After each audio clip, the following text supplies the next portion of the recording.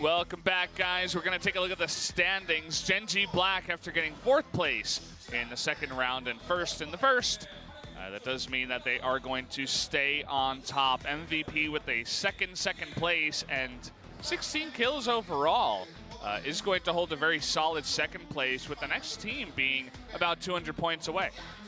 Really good of Gen G Black. Of course, that chicken dinner, you see how important that is. Of course, we saw MVP doing just as well.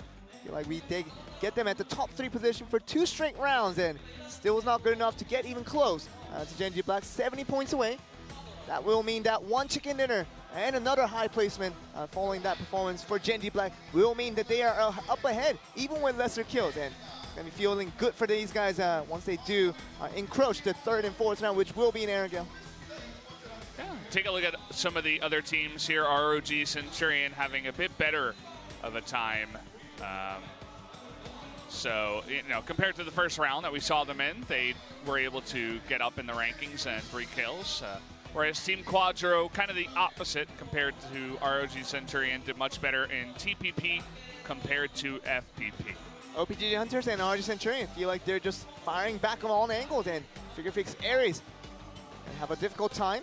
You see that first round was a little bit better for them, but the second round did not do them any justice, and find themselves now in these bottom positions. And kill leaders, Sexy Pig, gonna be finding the sexy rankings right there, placing 1st overall with Gen G Black, looking really good on today's matches as well. Yeah, it's lots of kills racked up as well for even some of the Lunatic High members. Godman and Azran having a really solid round in round 2. I would assume that this is kills for today. Yeah, up to round 2. Yeah, but you know, doesn't include day 1 rankings, I would assume. So yeah, 10 kills in two games, pretty good for Sexy Pig. Yeah, they've really solidified it, and they seem really confident as well, like we saw in the MVP, or not MVP interview, but just the interview with Grammatic, where he was like, I don't need to say anything. I don't need to, you know, say some confident words. Just watch us. We're going to win today. See for yourself, said Grammatic after that interview. Of course, really talking about their confidence boosting, really kind of falling back for what they have been through. You know, Gen G Black had to go through a lot of struggle in terms of results. They were always deemed as one of the top teams in Korea, but never really proved as a result. But now they're coming back. They're forming these strategic and systematic ways to win games, and instead of just relying on pure talent. And I think that's a good approach for Gen G Black on a long-term goal, and see them if they can continue on the success and finish out PWM strong. They're only on their 2nd day, but looking very good right now. Yeah, and in general, Gen G Black is, you know, I don't have on my list of stats here that they're, you know, better on Miramar than Erangel. I think they're just overall pretty strong, even though after the first day, I think they were ranked 6th around that area. So today they're trying to get the 1st for sure, as they were talking about before. And certainly in a good spot unless something goes terribly wrong in Erangel. For Generation Gaming as an organization as a whole, I mean, they're doing really well. Gen G Gold looking very good from matches 2 days ago, with Gen G Gold doing so well. Gen G Black now still in 1st place overall, looking like they can finish strong in this day 2 for this 2nd week of matches, and that really will put a lot of momentum into that whole organization, not just that one team, but for both teams doing so well. That could really carry on the story of are we to expect the best things out of these 2 teams for the rest of the season. Yeah, so we're almost ready to get into TPP on Erangel, guys, so hold on to your seats. If you haven't gone out there and told your friend's cat about this tournament, go ahead and make sure you do that right now. Outside of that, make sure you tell your friends. You're posting on Reddit or wherever, just trying to get more people into the stream, because we got some really fantastic PUBG. It's been a blast to cast this PUBG so far with you, Joel. It's been a lot of fun. A lot of interesting plays. I mean, I think that came with the blessing of having you right here, Valdez. Of course, a lot of good things happening in PWM right now. Of course, we talk about it would be nicer to have more people to enjoy this experience, just enjoy the ride with the rest of us, and really could be on a good long run as we do kind of go to the halfway season. That will be next week. We're going to just go through so many things of trying to be what this PWM will represent, especially when we get to the finals of things. And for all these teams that are looking like they're on the rise and looking like they're trying to stable themselves, secure themselves at the top of the position, we're just excited to see whether they can do so. Yeah, you mentioned how this is day 4. It feels strange that we're already about halfway done with the season. Pretty short season, as it's more of like a circuit. You know, you're going through multiple different production companies, multiple different stages within those companies and the tournaments that they run. Just trying to get as many points as you can to eventually make it towards the Global Invitational and other unannounced stuff that I'm sure will eventually come through later on in the year or maybe even next year. And this is what it is. I mean, it started all in early April with APL back from Africa, and you know it has continued ever since. PSS was in the middle process of that. Now PWM is the third iteration. Against APL has been announced that it will begin very, very soon here, and I'm sure PSS will follow suit. Don't know what happened with PWM, but everything is on the line until we get to the PGI to really have all the opportunities for all these teams to play it out and really decide who are the best teams here in Korea at this present time. And as we're trying to get onto the games and trying to figure out what that will be once we get to July for Berlin, which should be very exciting to see how now with Korea having so many months of preparation, trying to rival out against all these really strong Western teams, see if they can do that. Yeah, it's not going to be easy, as I was saying before, right? It takes a while for the Korean teams to get better. You know, you need about a year or so, a year and a half, and then eventually they get up towards the top. FPS has never been, you know, their super strong suit. You know, they're better at RTS or MOBA games that are out nowadays, but they're slowly catching up, I'd like to say. And when you consider the teams that are up towards the top, right, the Gen G teams, even teams like BSG Luna, you saw, you know, who is that? ROG Centurion win the other day over there. There are certainly a lot of teams that show that they're close, but still I feel like the West has a small foothold for now. You know what it is, Valdez? Korea just never had a deep history in terms of shooting games in general, and more so with FPS titles, of course. You know, PUBG is not really truly an FPS game. It's more about the survival aspect of it that makes this so unique. Is that, you know, Battle Royale, it's new to everyone. But of course, you do have the Westerners, especially in the EU, showing that they got the grits of really just bringing their rich history they had in FPS titles in the past and really bringing that form right now into PUBG and doing so well globally that they seem right now as the best teams currently standing in the entire world. And you know, BSG Luna fans all around. Of course, we do want to see them being represented at the PGI. That will be the most important thing with PUBG Global Invitational. Gen G Black in the mix as well. Of course, a lot of fans now starting to develop, especially in the domestic scene of things, where the Korean, the fans are starting to love their own teams. And you know, with time, I feel like, you know, I think the same thing should happen with all the global audience out there. I mean, if you guys are watching, if you're just watching it on replay on a VOD later time in the YouTube or whatever, you're gonna like some of these teams. I feel like I have my own secret favoritism of teams, but I think it's a natural thing. It's a natural phase, and we want to see more of that before we lead on to that eventual July in Berlin when we have the PUBG Global Invitational. Yeah, and we were just taking a look at the fans out in the audience. I saw fans of multiple different teams, which is really cool also. You know, it's such a new, it's in its infancy basically here in Korea. It's the first real year of PUBG esports here, and so many different teams, so many different big titles in terms of, you know, the sponsors of the teams and just all the different companies that are getting involved, and the players as well. Like, PUBG is not a game where it's 1v1 or even 5v5 with only 10 teams, right? There's 20 teams per day, 40 teams in total.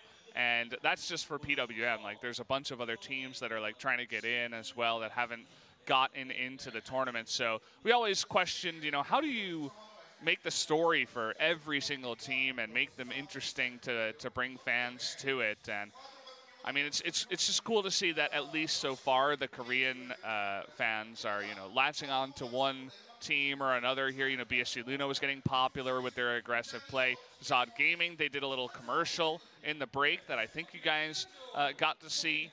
And they got some more fans from that. Obviously, the Gen Gs of the world are going to get fans. The Cloud9s, they're going to have fans and stuff like that. But it's cool to see some of these other teams getting fans, too. And really, the fans are the biggest contributor to this storyline that we can always build upon. It's talking about what excites you guys. I mean, what excites the fans? Is it the kind of aggressive plays coming from BSG Luna? Is it the strategic centralization that we saw from Cloud9? Obviously working only half the time, but we'd like to see them a little bit more successful in the days to come. OG and Entis, of course, their strategic positioning has been outstellar. And just talking about other teams even had to copy their play styles to get to where they are. And OG and NTS now a team with a lot of recognition, having participated in a lot of international events. As more teams get more recognition, as they get more visibility and exposure altogether, I mean, it's important to have these fans, not only domestically from abroad and from globally as well, but once we get these English-speaking fans now kind of attached to some of these teams out there, that should be very exciting venture into what we could expect out of a lot of these new teams here. Yeah, and sorry about the delay, guys. We are working on that right now. As far as I can tell, everybody just entered the lobby. All the observers are in as well, so we should be getting into it in just a moment. It shouldn't turn into our, what was that, the hour-and-a-half long... The pubcast. The pubcast that had no sound. And that was a rocky first day to start off PWM, I'll just say that. It was a first day. Yeah, it was a first day. It wasn't really much else. But it was, eventually we got sound, we fixed everything, and we haven't had too many delays up until now. I'm not sure what the big deal about what's happening right now is, as we haven't gotten any information about what the problem may be, Joel. Have you ever heard Airheads, where some of the flavors come in, designated flavors, obviously strawberry and watermelon, you go on and on, but there's a mystery flavor. Yeah. It's like that white one that you just peel open and you don't know what it is. That was the best one. I always liked that one. And I never found out what flavor it is. Always tasted the same, but it's mysterious. Nobody knows what it is, and I feel like that's what bugs with PUBG sometimes does, and feels like the PUBG, the entertainers within us really wants to say, the game's being delayed for some time, but we just don't know what it is. It's the mystery flavor. It's the best of it all. Yeah. Something that we want to have over again. Sometimes not, but sometimes do. And here we are. I think we're almost getting ready. Hoping to get into the game soon, Brandon. That flashy sign that said "Pizzico." What is that? Pizzico? Pizzico? Oh, Isco. It's going to be... Oh, Remember, okay. We talked about this before, Valdez, that we got you on this one. There's a lot of adjectives being used on the Korean scene. They put God, they put king, and they put beat, which is light, and it's like Isco shining like the bright light. Yeah, and the bright light of Isco. There we go. You get catching on Valdez, and that's the Korean means right there. And just Isco has been stellar. I think he's really, really taking the front foot in terms of defining what BSG Luna represent. I think the aggression that they show starts with Isco, and I feel like his really just leadership in trying to form that play style that is very unique to what we haven't seen from other teams in the Ready yet, and we're going to see what they do. See if Isco and the rest of BC are doing can put up a performance. Yeah, so guys, we are going to jump into TPP on Erangel right now. Let's get into it.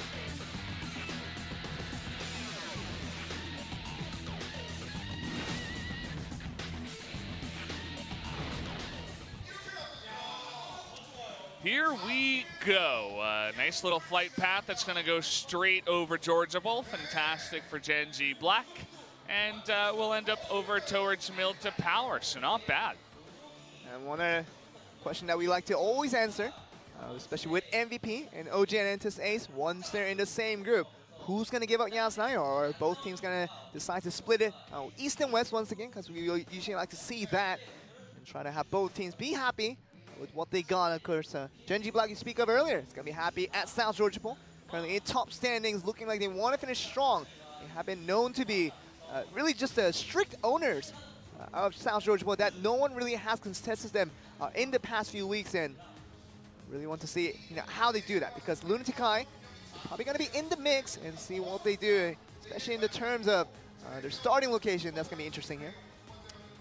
Yeah, it looks like there are 3 teams heading south here to South Georgia Bowl. It's Lunatic High and Genji Black, but you also got Rocket Armor in the mix. So we'll see if they hang around that very western side, the southwest part of Georgia Bowl, or if they'll move and perhaps try to get a car and go south from there. So see, Entis and MVP seemingly splitting once again the whole side of Yasnaya.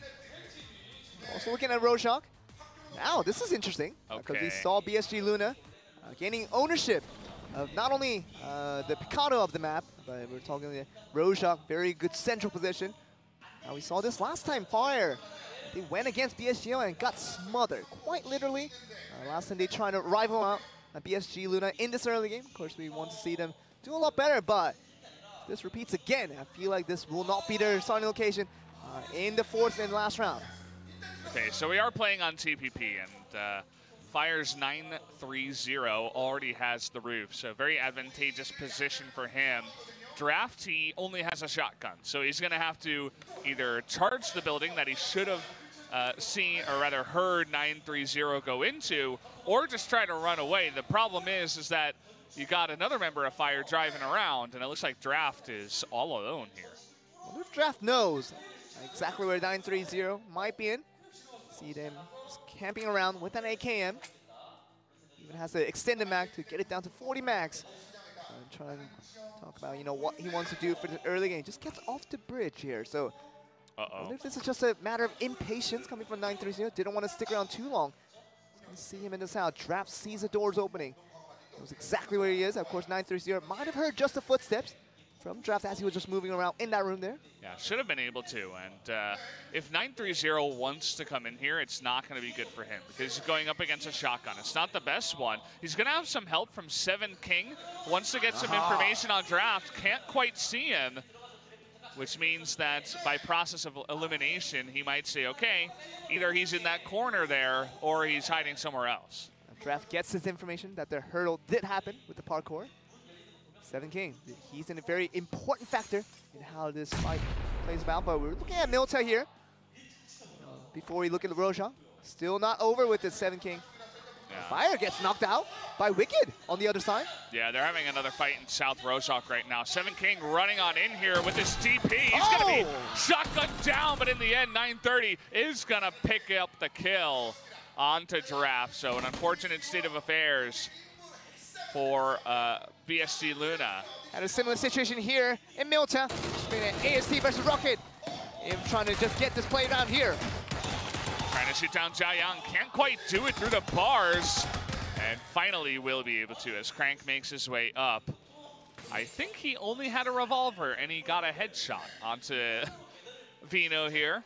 You saw Zhao Yang being the early aggressor that he is.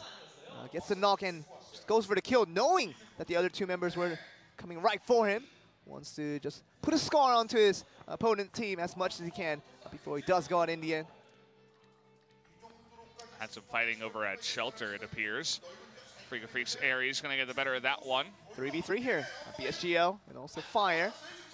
BSGL will not back out from this fight. Trying to gain ownership of Rojak for the next round, and more importantly for the rest of the season, because you know, once the other teams experience this, and if they can beat out Fire in a really dominating statement, I don't think many people are going to be coming towards Rojak to find out against Bomb Spirit Gaming Luna. Yeah. Props to Fire for not backing down just yet, saying, hey, we can land Rojak as well. We have the same landing spots that BSG Luna does, but we're not scared to fight up against you. Let's go sees him. Let's go sees him on that window. Yeah, trying to get the angle here. Memory's been seen, but 7 King, I don't think he's been noticed by Isco. Because we talked about him being the top aggressor of this hyper-aggressive team we know as BSG Luna. Which means that he has to show the leadership, take the front foot, and throw the grenade up, hoping to get a kill here. That's a well-timed grenade. Oh, he gets it perfectly cooked as well, right through the straight window. It looks like he's not going to rush in either. I think he's got some good information on 7 King being over here as well. That's a pinpoint timing on that grenade. We saw it encroach very well, and Memory had very little time to react to that one. We see now Isco going up against 7 King, seemingly aware of where he might be. 7 King running in. We're going to jump to another fight here as Freak of Freaks Aries going up against AST. Yelovne charging on in, getting punished for that one. AST only had 2 members though. Still look at this fight though. 7 King gonna go up against Isco. It's gonna be a stare fight as far as we can see. See the both angles there from both sides. 7 King kind of playing too safe on this one because I think he wants to play the better edges of it as well. I don't think that was from Isco. I didn't see him throw a grenade. Must have been Aqua 5. Yeah. Who is running in to help him out. I love the patience from Isco, saying we do not have to rush this. And now it's really just going to be up to 7 King here. 930 does have a position on the roof, but he has been spotted by Aqua 5. It's going to be with the suppressor, so Aqua 5 shooting that. Let's just get to this here. 7 King. This is about 930 goes down as well from Wicked. Oh, he can't res memory either, so he will go down. It's all up to 7 King here. This is what we feared, where Fire does not win against PSG Luna. This is going to send a statement for the rest of the PWM, for all the teams to not invade Rojak in future matches. They're trying to land the stun grenades. Here to go. As few casualties as possible was the idea. Yeah. The shotgun is going to do it as they take out 7 King and the rest of Fire. Fire will be the first team to go down. PSG Luna once again makes the statement that we are the kings of Rojak and you will not invade us. Okay, so that was a fun way to start off Erangel here. I like the audacity, right, of Fire to go in there and just be like, okay, we're going to go straight up against PSG Luna, one of the best teams in Korea. We're going to show them who's boss. It's just unfortunate that they haven't been able to win any of the fights. Oh, Fire definitely showed them who's boss. It's not them. Yes. Unfortunately. That's one way to think about it. I'm sure Fire wouldn't be happy to hear that. But you know what it is, though? I think that was necessity. That was a necessity for Fire to really pick up that fight, because they did that against Pecado in PSG Luna. We tried to see that last time in Miramar. Did not work out. It almost happened exactly the same thing. Deja vu all over again. But we see them in Erangel, where they feel a little bit more confident about their starting location. Feels like if they can't beat PSG Luna in Pecado, in Miramar, they feel like they can do it against Rojak, especially against PSG Luna. That's the important point that I wanted to make here, but the point wasn't made.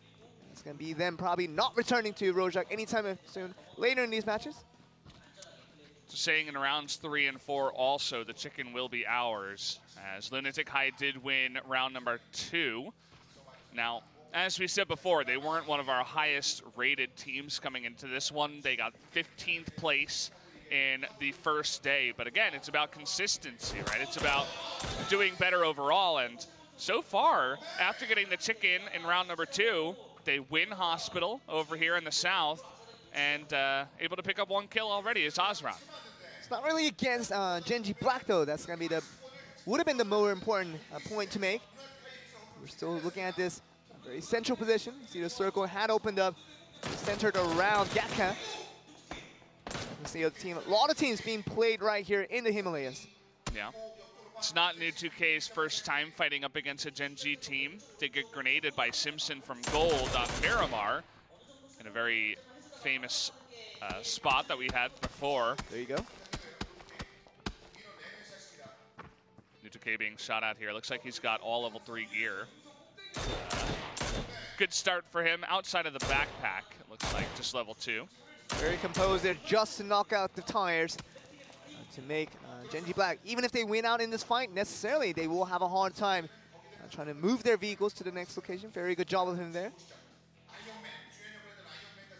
You see a couple of members here, or rather teams, have dropped in the north side of Georgia Pole. We always like to talk about the south side. You know, the Genji teams love to drop there, especially Genji Black. But in the north side, we did have ActoStars Red and Rocket Inv, a couple of teams that have gotten close to the top. Of course, ActoStars Red did get second in our second rounds. Fairly shared, with no conflicts there for both of those teams. Rocket Inv, of course, the lesser of the two teams when compared for their most recent results. ActoStars Red doing very well of what they could do on the good day, but that good day that we talk about doesn't come around very often. You could just see that happen, but Genji Black will just make sure that every day is a good day for this team. All those vehicles have had at least one of their tires popped. Good job with New 2K. Yeah. Ooh, Zod taking some shots here. Probably feeling confident after he did that the other way around in Miramar. We saw that in the previous round where he just literally just shot down Grammatic in a headshot through window from so far away with that 4x scope. We saw that last time around. Rough circle here, actually. Lots of teams still outside on the right side. OPGG Hunters, Afrika Freaks Ares, BSG Luna, ROG Centurion amongst them. Rocket Inv is still outside of the blue circle. Yeah. Just coming in with 3 members right now. It is only the second circle, so the blue damage won't be the biggest factor in deciding your live or dead. That's the circumstances there, but Zod Gaming now escaping Himalayas. Trying to get past Gatka. It's going to be a wild drive, though. Can it get past here? It's pretty insane. They're driving past about 3 or 4 teams. Sungjiang is going to be knocked. We're having some fights elsewhere as they're trying to knock Temeria out of the vehicle. They will do just that. Gonna get him killed there, and Genji Black looking very good with Ology Mango just finishing off there. See Genji Black right now in the mix, trying to get the kills where it counts and make the best of their opportunities, and starting to do that, but it's gonna be MVP having a hard time against Lunatic-Hai here. Lunatic-Hai showed up to play today. I think maybe after that first rank 15 they had on day 1, they've really upped the pressure here. You see 3 members are above average. Godman seems to be the MVP of the team so far. I mean, but for Lunatic-Hai, that rank 15 you speak of, it's not that uncommon for this specific team. Not having done so well throughout the many months that we had throughout all the different PKO tours, and Lunatic-Hai Flux is usually the team that we talk about, but with the sister team, you know, that team hasn't done well with Lunatic-Hai, and maybe they're starting to show that this team is well worth the contention. Of course, we could prove that with many more games if they do place way up in the rankings. Gatka seems to be Media Bridge Gaming MCN's area, or at least the center of Gatka here. Ooh, he's got this lined up, waiting for Tio to just stop moving. Looks like only a level 2 helmet too. Could knock him instantly if he gets it. Don't potato this, Ironman. Don't potato it. Oh, got it. He hit it. Not sure if that was a headshot though. Didn't instant knock him. Tio is gonna get away with some health there. South George is currently where they're standing, right above the apartments, as you can see with Iron Man. I got to see the Avengers movie, the most recent one nowadays, and saw that, you know, Star-Lord and Iron Man. No spoilers here. You know, they did a good job of doing their part. And just see them vanish away. No spoilers once again. Well, you could spoil me, but not the viewers, of course. I actually did not watch the Avengers films. Okay. Did watch Deadpool though. Deadpool and Deadpool 2 are both really fantastic. But we do have the damage charts coming up again. Both Sexy Pig and Yunroot from Genji Black are going to be up towards the top of damage on Erangel. This is.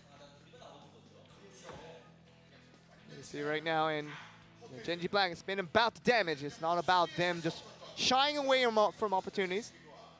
Moving through what they need to do and get the work done. It has been the motto for Genji Black for today's matches, which has served them greatly in terms of rounds 1 and 2 being so good for them. And round 3 and 4 now looking just as good. Hoping to really pull forward the momentum they had, just pushing into more success for the rest of this day 2 here. Phenom seemingly the scout for his team. They have a nice spot south of Gatka right now. And they're just hanging around in one of those wizard towers. BSG Luna is coming in over the fields here of Gatka. And the circle, look at that, right up in the top left over towards Georgia Pole. That is an ouch circle right there, Valdez, if I've ever seen one. That is a tough one for a lot of the teams that even Gatka's out of the question here. I thought Gatka would be really much an insurance in terms of property value. Well, we saw that drop to 0 right there with that circle opening up. You lose a lot of compounds here, and Blossom trying to make the first move. They're going to knock Dewey here.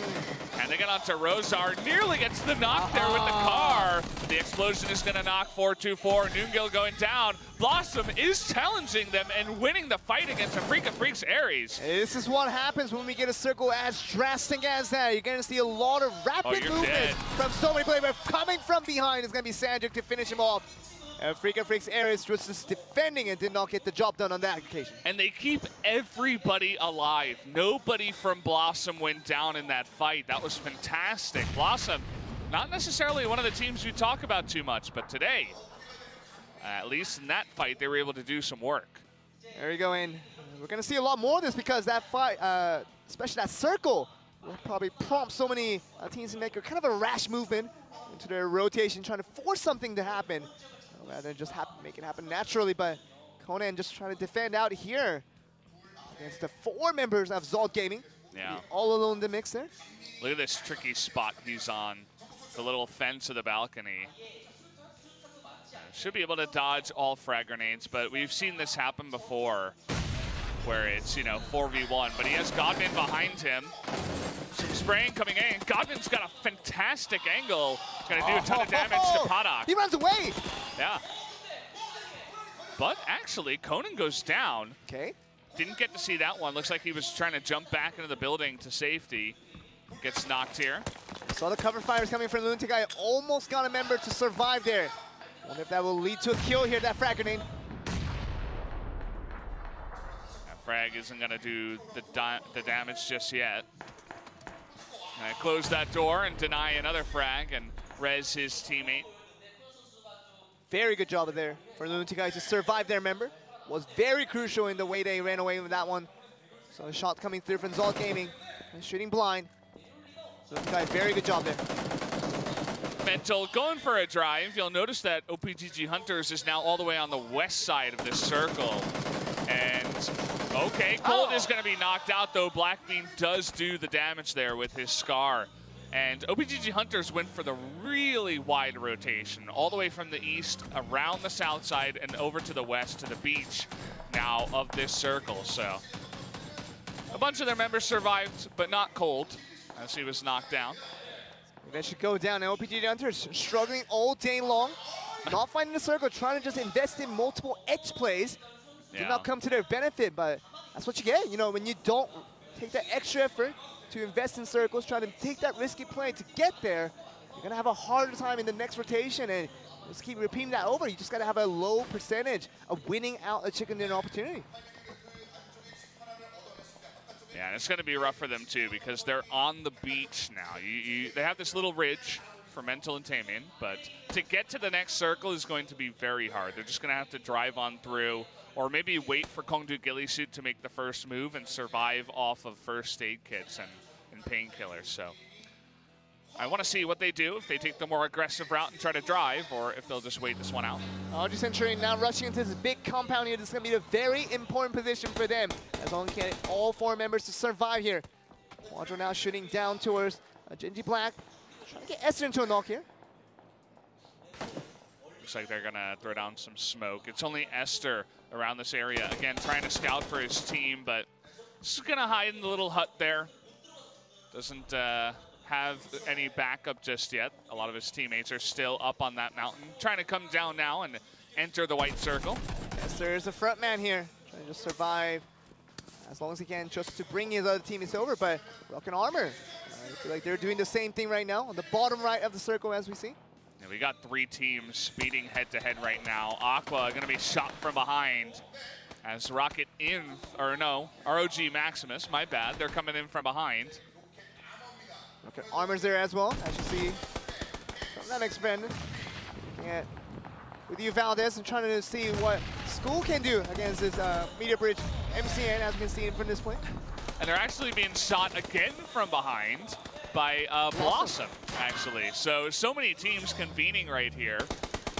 Gonna be able to knock down John Edward at first, as doesn't look like Rocket Armor got the best of that trade. There we see Media Bridge losing a couple of members as they make their way forward, but gonna get the res with the smokes up. It's gonna be about them trying to defend this edge of this next circle. Don't know how many teams are gonna be encroaching that area, but we still see a lot of teams that have to get the movement on. See Grammatic trying to join Yunrud and Esther, along with Sexy Pig, to get to this next location, but Yunrud going down. Oh boy. Gonna kill, or rather blow up that car first, and both of them get knocked as School from behind is gonna make it so hard for Sexy Pig. Looks like they wanted to take a little position over there behind the trees and behind the ridge, but School gonna be the one that actually takes him out. Genji Black just too focused on the Quadro, because that's the only information that Esther had when he went for that initial scouting route. Did not even know that obviously the other team were not aware of their surroundings. See that circle opening up later in the path here. Let's look at this one. Okay, this is going to be really fantastic for Quadro. They have the biggest compound there. They own all of it for now. Genji Black is not in a bad position, but they only have 2 members, so they're just going to have to wait this one out and try not to fight. It's really important for Genji Black to maintain their position, especially with Esther in that hut. Just trying to ignore Quadro on the right, while keeping his thoughts about of all the other teams that are going to be surrounding it. And just Ace on the left. Rocket Armor, who are just shooting right at them, killing out 2 of the members.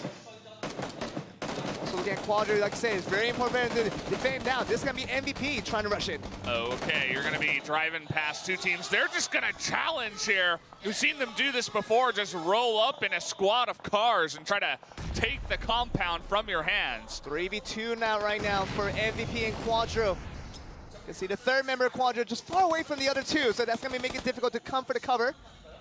So it's going to be Siege and the rest of MVP. Can they do something about this? The 2 members of Quadro right now are in that mix, but very nice grenade coming in. He knocked himself, actually. No. He messed up both grenades. He did it twice. Oh, Wookie. you poor guy.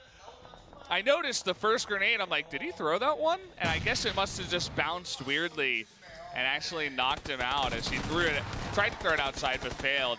Blossom now challenging up against ROG Maximus. Only Kane is left available. 4-2-4. Very nicely done there. He had the high flank and he knew exactly how to do it and got Kane down.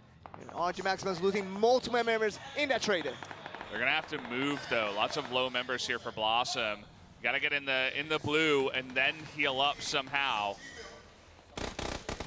But no, it looks like Somaz from behind will be the last one remaining. He will get taken out.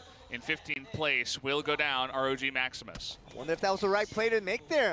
Talking about Somaz being the last member remaining. I think he could have just stood back in the blue and tried to heal up as much as he can, but as the Enter is now trying to follow up this fight against Blossom. Gonna throw some smokes to eventually make his way towards the center of the circle. Surprised to see Blossom this far around. Don't find myself saying their names all too often. But as I say that, I might be saying less of their names as it's only Aldo, GG left available, and GG to them as they go down. Looks like also Zog Gaming bit the dust.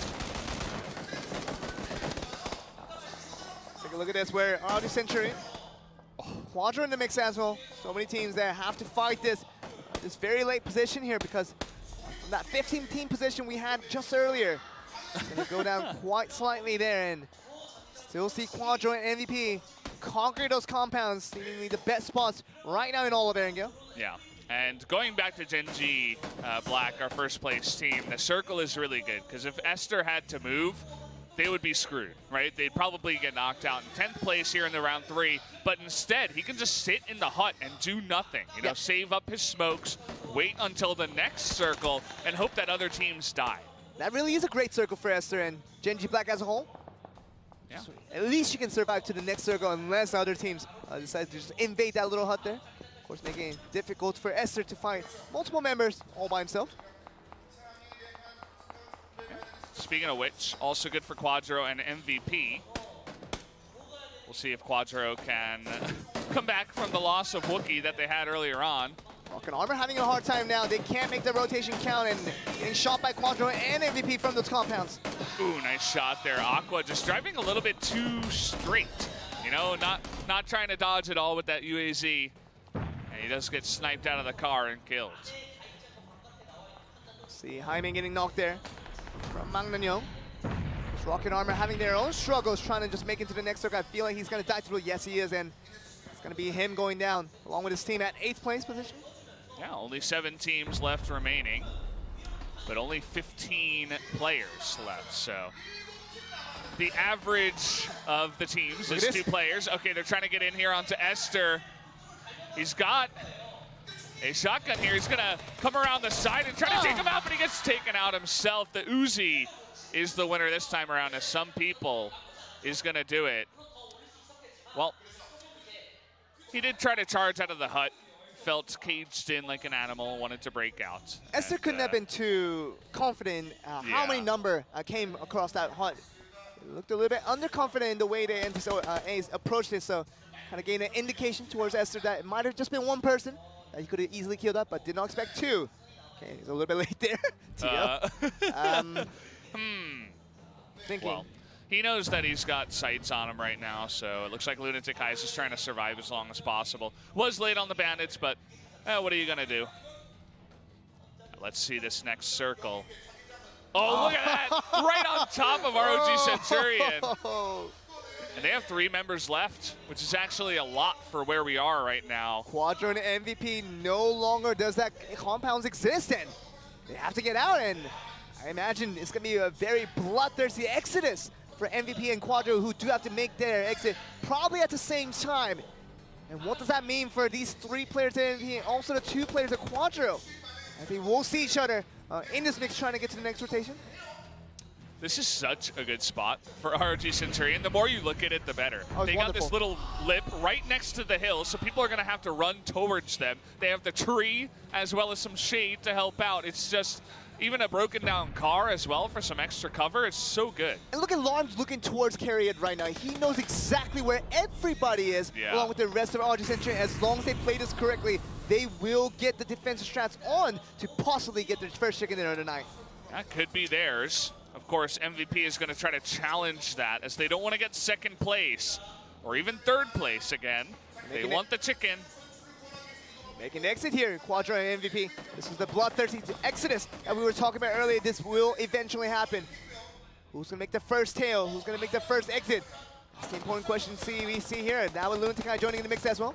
Easy Peasy Man, he did pick up the UAZ. Some people coming from behind, actually. Easy Peasy Man through the building and through the smoke. Gonna get behind this broken down bus. Wow. Actually a really great position for them, but gotta worry about the people behind them. Blue able to take out Youngdao to start them off well. MVP not facing any casualty in that very, very tough rotation they could have been faced with. Now we're gonna be looking towards the RG Centurion, now punishing them hard. And this is what we were talking about, right? TPP, perfect position. Hunsuk just gonna mow him down, gets 2 kills towards the end. This is now so easy for RG Centurion. MVP was probably the biggest rival in whether RG Centurion will get a chicken dinner or not, but Easy Peasy Man now getting shot behind the car. And they know where everybody is, too. They can see some people on the right. They know Easy Peasy Man is behind the bus. That grenade is not close enough, as he can't land it under the bus. PDSG now looking for the win. There's nothing to do here. For the rest of MVP, Entasace, and 2 members of Media Bridge MCN, you have to come for the cover here and try to fight 4v3 in a free-for-all situation, but RG Centurion, I feel like they can make this work. They can make their positions to their benefit, and I feel like they could be in very well in contention for the chicken dinner. All you got to do is go over to Hunsuk. He's inside the new circle. You sit there, you wait for Easy Peasy Man and some people to have to move eventually, and then you go from there. We do have 2 members of Media Bridge Gaming MCN behind them, so that's what they're worried about right now. And I feel like that will be their initial targets for RG Centurion, to get these 2 players on your right of the screen, to get them out first, and then the rest will be easy. With MVP and Entasace will not have the good of a position. They can fight right back against them. Look at that. That grenade should be good. It's not enough, though, as Easy Peasy Man stays alive. Larm gonna go down here, trying to challenge him as MBG. Gonna try to take on 1, but actually fails in the end. And so MBG will go down. It's only Easy Peasy Man up against 3. 2v1. Good luck to you, buddy. You're gonna need it. Even Larm's gonna be res right here, and that will mean a doom for MVP, who's gonna get 2nd again. Oh, there you go. Easy Peasy Man. He had to make a move. You know, he had to make the risky play. And in the end, some fortunate circles and some really strategic play out of ROG Centurion wins them the match. We have to mention, even in the PSS final, where they eventually got the championship trophy, they pulled their strats, especially through Aerial. They had the top performances in round 3, in round 5, and all the things that included to it. And RG Centurion looking very strong on this specific map and showing why they're so strong here with another chicken dinner on the day. Yeah. Good chicken dinner for them. I do want to point out, though, that MVP gets another 2nd place. Again? They only had 1 kill overall, which is going to hurt their standings, but lots of points brought in for them. I think they were in 2nd place overall before we did go into round 3, so another 2nd place is good for them. Media Bridge, 0 kills. Let's see what they can do next. Yeah, they get 3rd place, so not bad for them as well. Guys, we are going to take another break before we get to our final round of the night. FPP on Erangel to close us out.